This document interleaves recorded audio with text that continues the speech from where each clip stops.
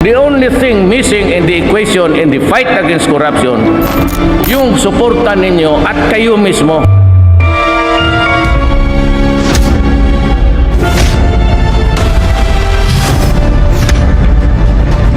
If you cannot stop corruption, you cannot stop criminality, and you cannot stop drugs, I will stop corruption in government.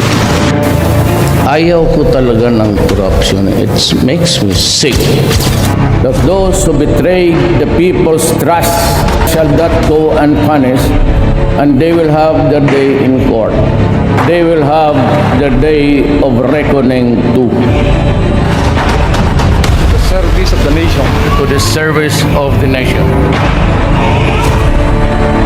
Di ba ang sabi ko noon, if you come to know that there is a corruption, let me know. Itong PhilHealth, sabi ko, yayariin ko kayo.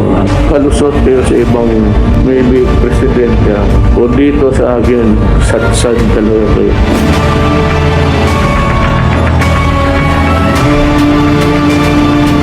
Sa mga pastillas hanggang ngayon, even with the investigation or the clamor for government to be, wala, sige hanggang ngayon.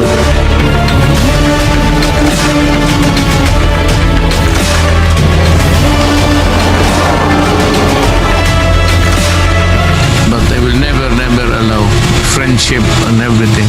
Ako kaibigan tayo, pero sinabi ko naman sa kanila yan, huwag kayong pumasok sa corruption. Kung ayaw na maniwala ng tao na ginawa namin, bahala kayo. Basta kami, hindi mo kami kailangan magyabang sa trabaho namin. Basta ako sa corruption, talagang yayariin kita.